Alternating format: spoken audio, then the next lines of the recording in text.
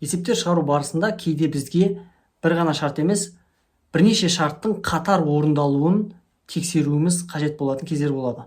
Бір мысал қарастыратын болсақ, бізге оқушының математикадан және физикадан алған бағаларын енгізетін боламыз. Енді екі пәннен де 5 алған болса оқушы, онда ол үздік деген статусқа ие болады. Оны қалай жазамыз? Егер оқушының математикадан алған бағасы 5-ке тең болса, және физикадан алған мәні бағасы 5-ке тең болса, онда ол үздік деген статусқа тең болады. Үздік. Мына жерде көрсетілген біздің көмекші сөзіміз and қазақ тіліне аударғанда және деп аударылады. Қарапайым бір өмірде мысал келтіретін болсақ, дүкеннен бір айран және бір сүт алып келу керек болатын болса, біз және тұрғандықтан бір сүтті және бір айранды екеуін қатар алып келеміз. Мына жерде де сол. Математикадан 5 болуы және физикадан да 5 болуы екеуі қатар, екеуі де міндетті шарт. Немесе Элиф деп оқушының матемнен алған бағасы 4 және физикадан алған бағасы да 4 болатын болса, онда ол екеуі де 4 болып қалса қатарынан, онда ол 4-тік деген статусқа ие болады. Енді бізде екі шарт беріледі, бірақ екі шарттың екеуі де міндетті емес, екеуінің біреуі ғана орындалса жеткілікті болатын жағдайлар бар. Мысалға,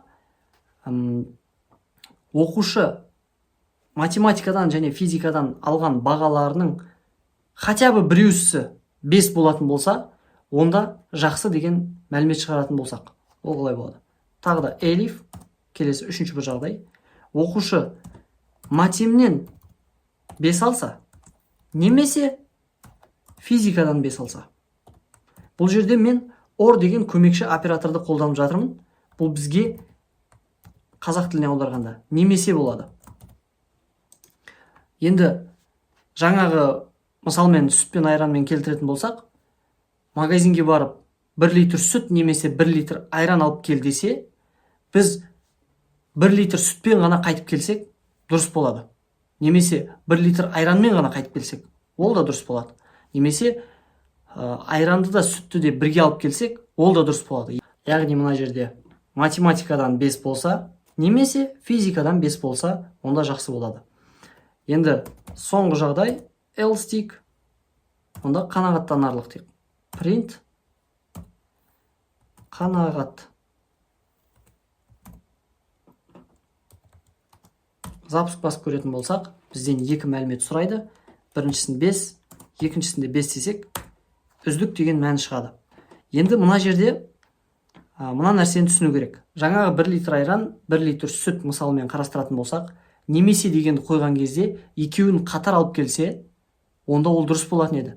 Мына үшінші тұрған элифіміз біздің негізінде математикадан 5, немесе физикадан 5, мынау 5-те 5 деген осы үшінші шартты және қанағаттандырады, және жақсы деген мән шығуы тоже мүмкін еді, бірақ үздік шығады. Неліктен? Себебі if шарты алғашында тұр. Яғни ол код жоғарыдан төмен қарай оқиды да, сонда ең жоғарыда бірінші тексерілген шарт дұрыс болды ма? Болды, осымен тоқтайды. Егер біз осы үшінші элифте тұрған OR арқылы жазылған жақсының мәнін бірінші жазғанымызда, бізде 5 пен 5 үздік емес, 5 пен 5 жақсы деген мәлімет шығарып жіберетін еді.